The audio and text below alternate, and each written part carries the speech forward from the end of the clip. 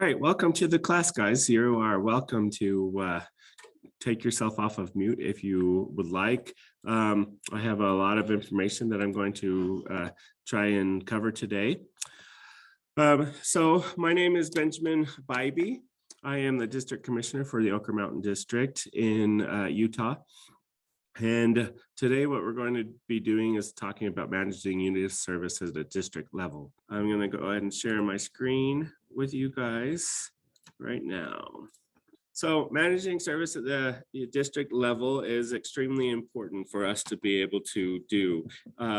When we think about unit service, whose responsibility is it? The responsibility is the district commissioner. Now, the district commissioner has different people that help him to be able to fulfill the job, which is a huge job. And so we have various district assistant commissioners. And basically what they help us to do is to break up the big job of everything that we have to do as a district commissioner and keep it simple and help more units. That our main goal is to help the units to be successful with their unit health. What do those units need? And so what do we need to know as unit commissioners? That's the question that I'm going to ask. So I want some of your guys' ideas. I cannot really share this for you guys to type it in. So if you can unmute yourself and just kind of give ideas for what we need to know as commissioners, that would be great. The specific needs of the units.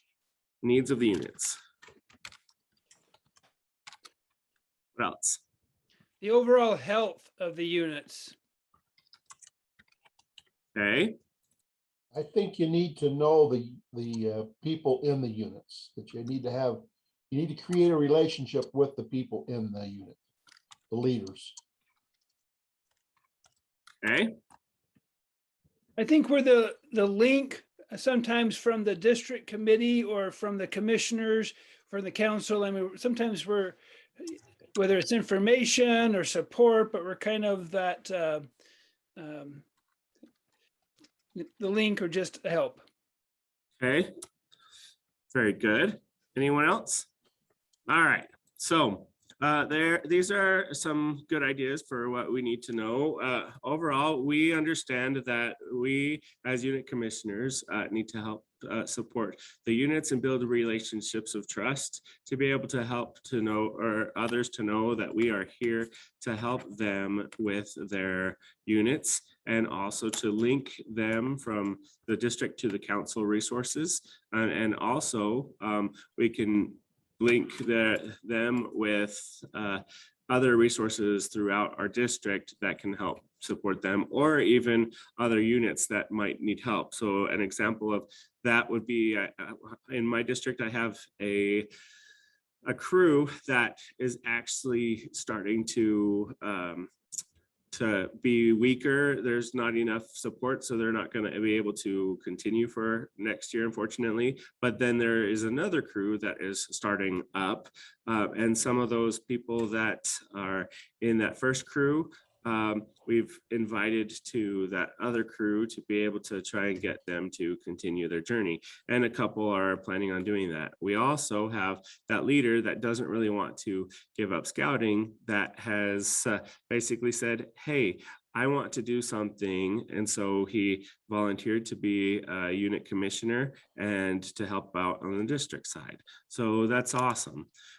So our resources are out there, but we can't know this information if we don't understand the needs of the units. So going back to the PowerPoint, we have, for today, we're going to start by knowing what we need to do to manage our unit service, where to find this information, and how to apply the information to managing unit service.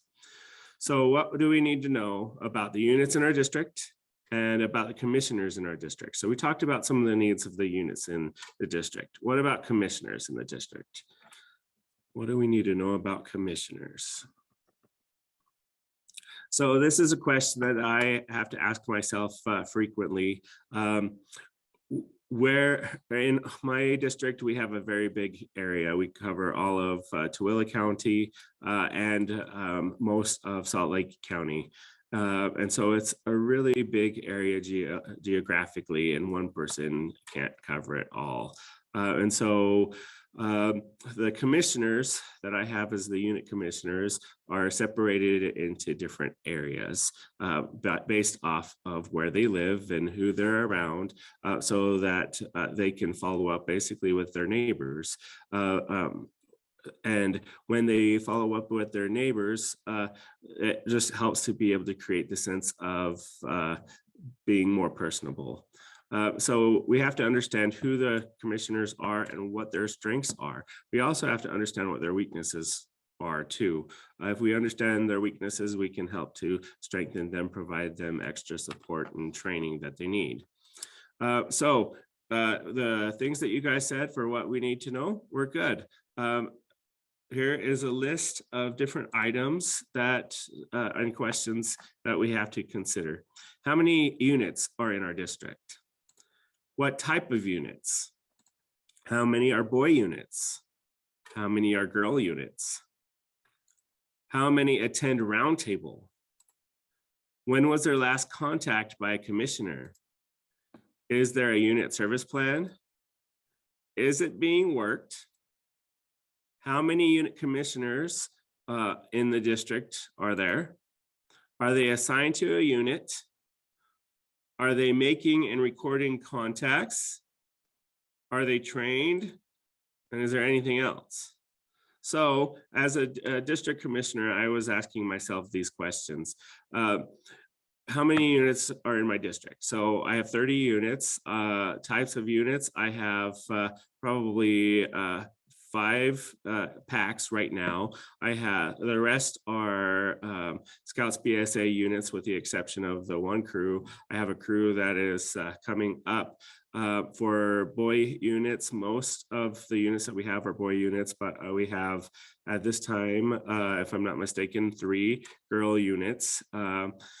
And attending Roundtable, I know right off the top of my head who can come and who does that on a consistent basis. I know who has not come to Roundtable, but I do not know why yet, so I need to work on that. When was their last contact by a commissioner? That one is kind of tricky because the unit commissioners are not always putting in the information that we need, and which I'll talk about in a little while. Unit service plans, I'm familiar with some, but again, if it's not entered, we don't know. Is it being worked? Same thing as the unit service plan. How many unit commissioners in the district? In mine, I have 10, and they are all assigned to the different units. Some are making and recording contacts, others are not. They are trained because we have a training assistant district commissioner that allowed us to be able to get them trained. And anything else, we just kind of need to know who those people are. So there are different tools that we have.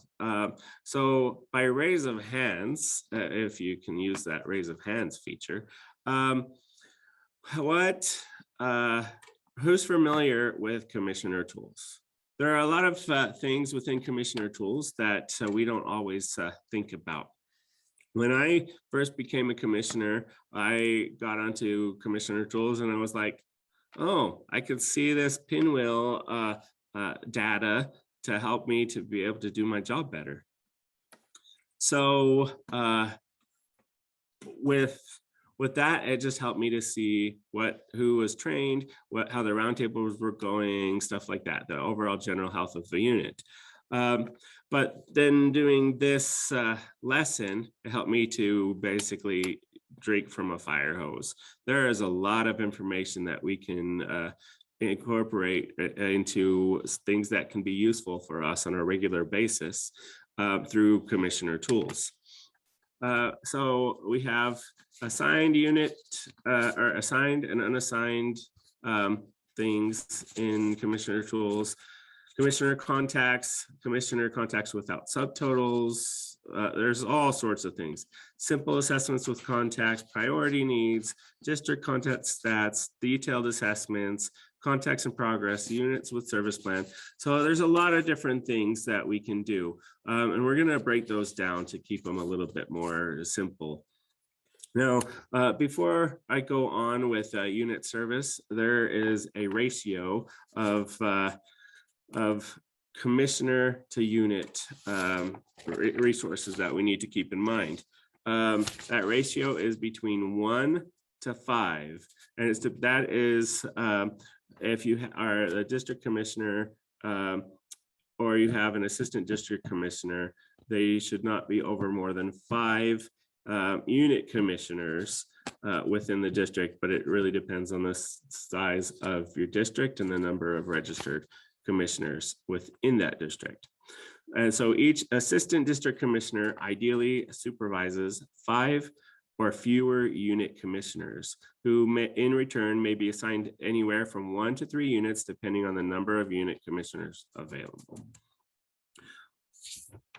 So let's look at how we can manage the districts. So our key unit service management indicators are commissioner contact reports, detailed assessments with comments, district contacts, stats, and visual analysis, priority needs units, roundtable attendance, simple assessment with comments, units with a service plan.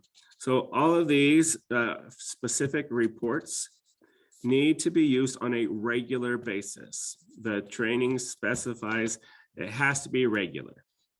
So I'm going to break these down and try and keep it simple. And so we'll start with the commissioner contact report. It provides a by name accounting of all commissioners who made and reported unit contacts for the period selected. The detailed assessment with comment reports shows all the detailed assessments that have been completed along with the comments entered by a commissioner. This report should be reviewed monthly so that the district commissioner has a good idea of what types of issues units in the district are facing. Next, the district contact stats report and visual analysis. We'll talk about that in just a little bit. The simple assessment and comments report will give you an idea of the progress being made on any open unit service plans. And the units with the service plan report shows specific issues a unit has and details the kind of help a unit needs in order to improve the program. So some of the things that a unit might need in a district, a detailed assessment could be what are their financial needs? What are their training needs? Things like that. And then there are 3 reports that use something called power pivot tables. So those are the unit contact analysis, roundtable analysis, and units needing assistance. So I'm going to show you guys a document right here. So this is the trained commissioner's power pivot tool. So the power pivot tool basically shows us, and hopefully everyone can see this, how we can look at a district, and these are not my numbers, but it shows how many are trained or what percent and how many are not trained. So in this specific district, they had 977 people trained or 55.61%, and not trained, they had 780 people at 44.39% that were not trained. And over here, you have YPT, or youth protection training. They break it up into trained for the position and trained for youth protection training. And as we know, youth protection is extremely important. That's probably why the numbers are higher. But there could be a number of different reasons that we have the not trained people. But this is what an example of a power pivot tool looks like. And then scrolling down, there's a lot of other information that we can see. So their district context reports, not trained report, trained leader report, youth report, etc. And then there's all sorts of different ways to put this information together, which we're going to talk about some today. So going back to the PowerPoint, we have, oh, there it is, from current slide. So the unit contact analysis. Now, some of these are, I didn't know we could actually do. So the council level uses these reports quite frequently. Now, Nita, I know that you don't have a voice, but in the chat, can you kind of give your view on how important the unit contact analysis is and what it can help us to be able to do? So as she's thinking about that, we need to understand how to analyze this information. So there's a tool that we will use, and I need to bring that up. All right, analyzing commissioner tools data. First step, we need to get into our commissioner tools. Second step, we need to understand how to use it, which is not always easy. So playing around with it, looking at it is something that is very helpful. If you cannot access commissioner tools for the district, it's probably because your registration is not set up as a unit commissioner or a district commissioner or anything like that. For me, I'm set up as both a unit commissioner and district commissioner because I can see different things from each position. So that's very helpful to have. All right, so like I said, there's a lot of information here. Analyzing commissioner tools data. Within commissioner tools, commissioners can create analytical reports using specific Power Pivot point tools to make this data even more useful to a variety of commissioners.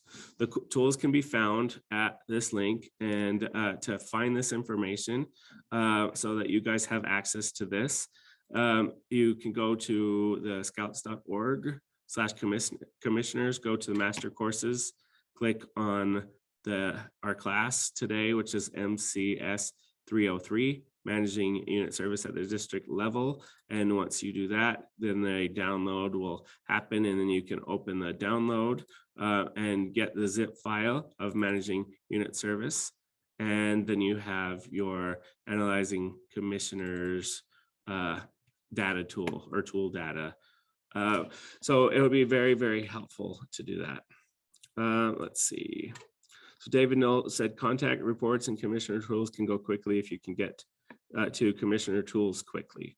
Just in the last few moments as we have been in class, I reported an important parent meeting of last Monday night, which improved the overall health of the troop. Hopefully it will help my district commissioner have a better handle on what's going on. So David, thanks for sharing that. It really does not take a lot of time. So there's lots of different reports that we can do. So I'm not going to go through every single level of this because you guys now know where you can find it. But basically there are reports that cover various aspects of unit and commissioner management.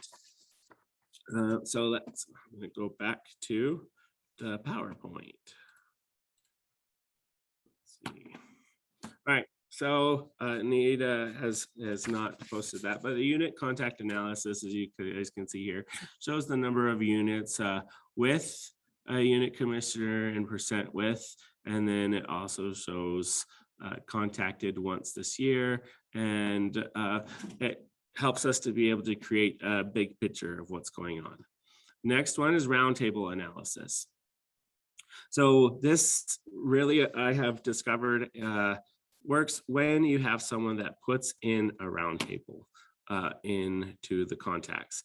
I'm not going to go into a lot of detail how to do that because I'm talking mainly specifically about reports. But the roundtable analysis helps us to be able to see which months we had attendance, and it helps to track the percent throughout the year. Something important is when you run a report, you have to actually run it for a typical program year, which is August to July. And using the Roundtable Analysis tool requires the running of 2 Roundtable attendance reports. The first report should be from the previous year. You set the date range to read the previous year, and be sure to set the months for the whole year, so January to December. The second report should be run for the current year, so be sure to clear the date range boxes before you run the report. So there's a lot of detail with this. Now, once each of these reports are downloaded, you will need to rename them and put them into a new separate folder. And basically, it's taking the CSV reports, and then you can actually put them into Excel document. But Roundtable Analysis, extremely important. Next, units needing attention. So with this report, it gives you a summary of all of the units never contacted, new units never contacted, over 12 months since last contact, last score 2.5 or less. There were 5 on this one. Number of units with priority needs. Priority needs could be they are getting weaker and they need immediate assistance. A number of units needing assistance, which of those are new units, and number of those which attend Roundtable. I have not pulled up this report honestly, so this one is one that I plan to look at soon. Next, we have unit service analytics. Well, I'm going to refer to the chat before we go on. So let's see. So David had said or talked, Kenny, or can also put the name in Google, it'll bring up the outline. So Kenny, can you kind of clarify what you were trying to say in the chat? And then Nita, it helps to know the health of the unit, their weaknesses and strength, and it helps to know if a commissioner is doing their job consistently. It helps to know, well, same thing. So Kenny, can you kind of explain your chat for just a second? Sure. You had mentioned that if you want to look at some of the details or whatever from your slideshow, I'm just saying you could put the name of the course in Google and it'll take you right to it. Okay, awesome. That's all. Thank you. All right, so the unit service analytics report. It provides a visual depiction of the district contact stats report for your district. By default, the report is sorted with units that have the most contacts on the left, but you can change this sort order by clicking on sort order or on that button to choose a unit number sort. We do suggest that, especially if you have a large district, that you look at this information by unit type, focusing on one unit type at a time. The report will automatically show you the number of simple blue and detailed orange contacts on the left. Let's see. I lost my place. And orange contacts each unit has received. You may also look for filtered data that shows units with no detailed assessments or those which have not been contacted at all. The filters allow you to look at specific unit types, packs, troops, etc., or just new units. So to review this report, in step 1, you run the district contact stats report and select export to CSV and analyze. The data you need for this analysis will be in your download file. And then on slide 13, let's see. So the next step is on the slide 13 that results with the slide 14. So step 2, open the download folder and select a district _contact _ states.csv. Then click the open button. Notice the filters that are available for this report. Run a report at your leisure and use the filters to see all the information this tool can generate. New units deserve a great deal of attention.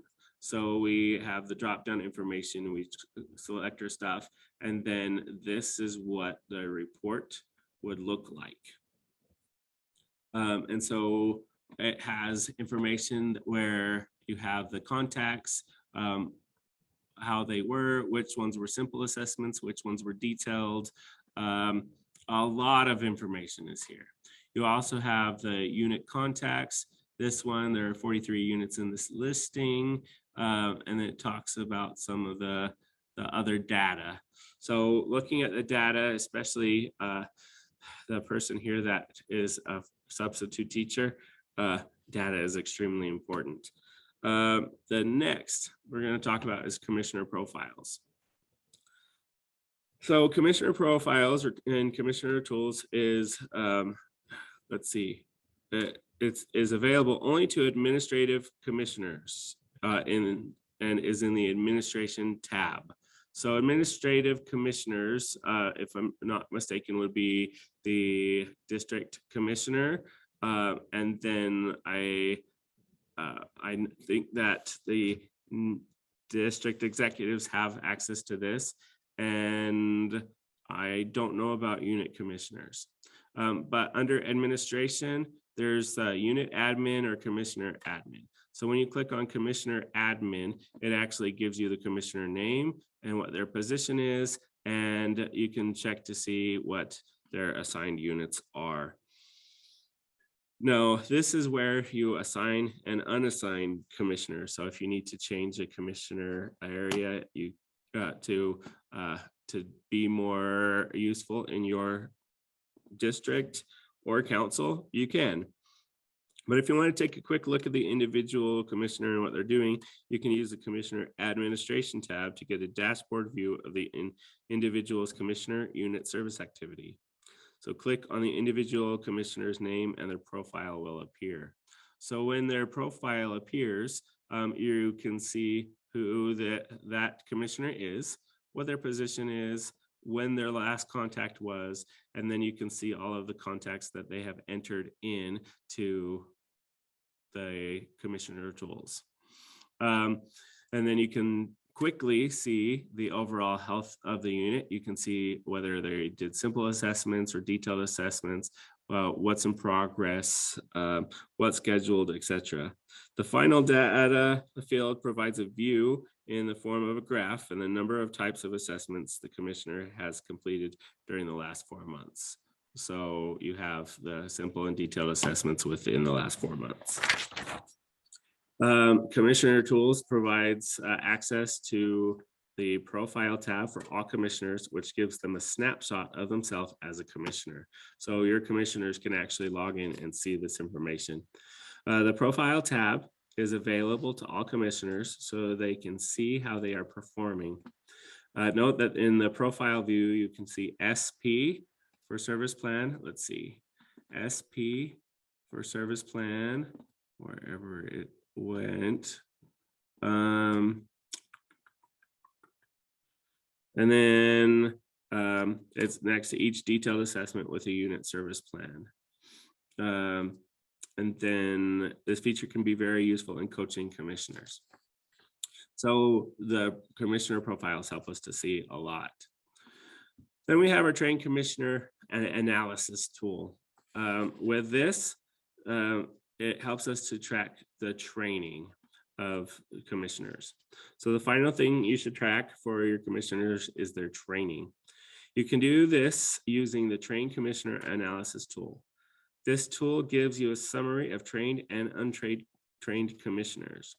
The tabs across the bottom will give you a by name listing of trained and untrained commissioners. And then following the instructions in the training analysis handout will generate this analysis. So this, going back to the training analysis or analyzing commissioner tools data, this information is extremely important to print out on your own, because it gives you all of the information that you need. I also read that with these ones, you can actually download into the CSV or CSV file format and then put it directly into Excel and then run a report, and then it can actually show you the charts and things that you need.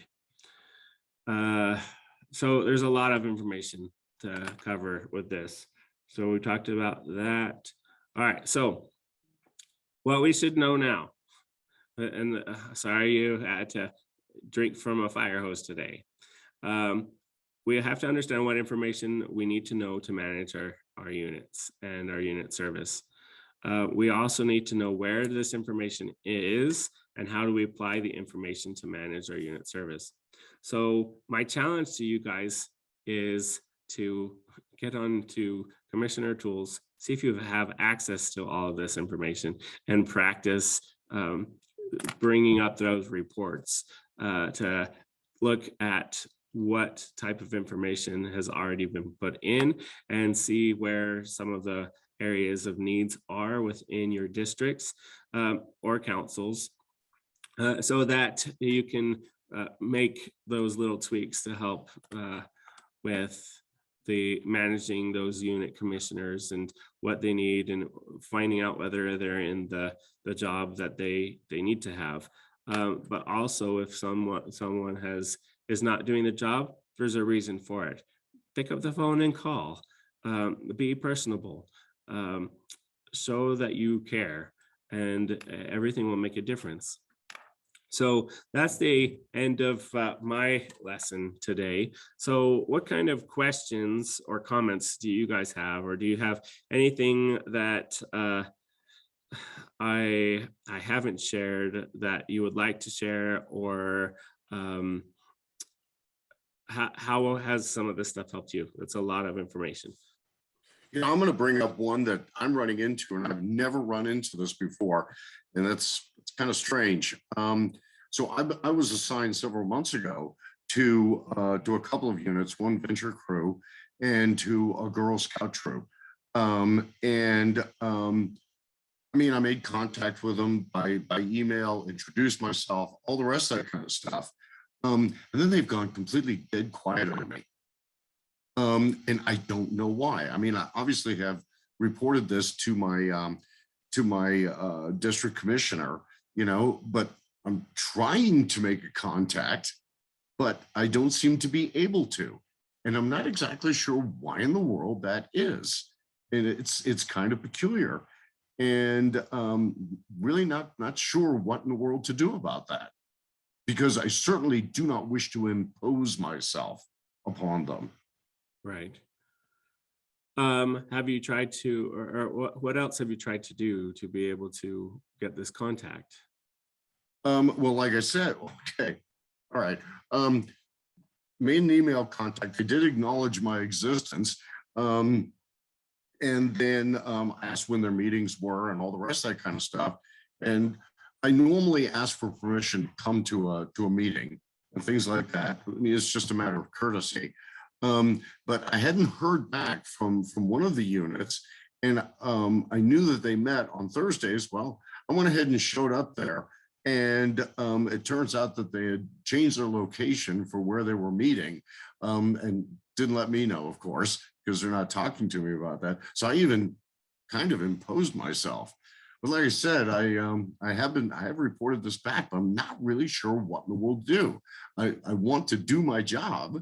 I mean, and one of the odd things about this is that the venture crew advisor spoke to the district commissioner about this. And yeah, Rich is doing a fantastic job as unit commissioner. I went, how does he know? I haven't done anything. It was, yeah. And that kind of is an indication to me that maybe he doesn't know what a unit commissioner does.